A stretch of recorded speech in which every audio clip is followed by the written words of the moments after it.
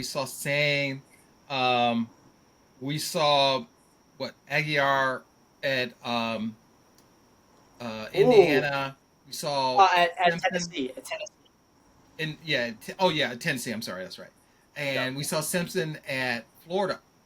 And Carr, and those were all either freshmen or first time starters and they had big shows. And I thought as a whole that group looked pretty good.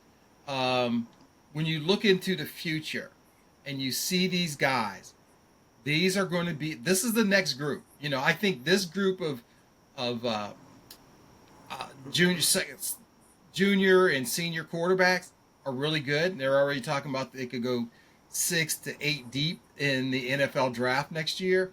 This group that we just saw, those players I just talked about, are going to be very, very good. I think for the next 2 years at least, this Sayin Underwood thing, it's going to be for Oh, real in the Big that's going to Ten, be a man. great, wild rivalry going on. I know you listen to the viewers out there. You may not have seen that much out of Julian Sayin, but just if you're looking forward to the future, you have Jeremiah Smith coming back next year. Yeah, Julian Sayin is going to get better. This is his first start. This is his first start. Okay, against Texas. Come on now. He's gonna evolve. He's gonna be fine. The Sayin Underwood rivalry is gonna be great for the next 2 years, and that's what makes college football so great.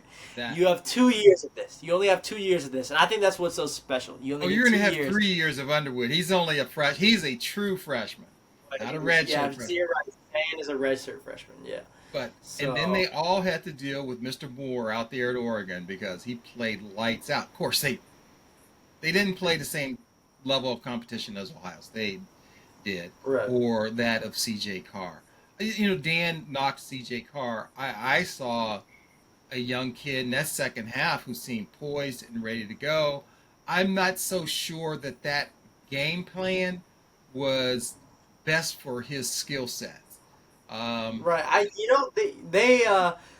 From when I watched that game, you know, I felt like Notre Dame was almost treating him like a Riley Leonard from last year. yeah, I saw a lot of designed quarterback runs. C.J. Carr is a passer. Well, you know what? He's supposed to be a pocket passer. However, I do remember one of the touchdowns he threw. He ran about 10 yards back, did a loop, yeah, and found somebody like creating out the backfield. And I actually didn't expect to see that from him. As like he's supposed to be billed as this pocket passer, like a Kate Klubnik or Garrett Nussmeier. But I saw a little bit of agility out of him. So I hope he could. Improve on that, and then I hope that the Notre Dame game plan allows him to use his abilities to the most and not put him into this Riley Leonard box. And we know what that Riley right. Leonard box was, which is these designed quarterback runs. And I don't think you're gonna want to have that at CJ Carr. I, He's not Riley Leonard. He's no, not he's Riley not Leonard. Riley Leonard at Yeah. all. Let's see. We talked about Castellanos earlier. He talked it and walked it. I was surprised like last year under Bill O'Brien when he was at BC. He started off really hot if you recall from last year, and then Yeah. he kind of like cooled down, and then that's when I think at that point when he was cooling down, he probably said, "You know what? I'm not going to be here anyway. I don't care. I want to go someplace else."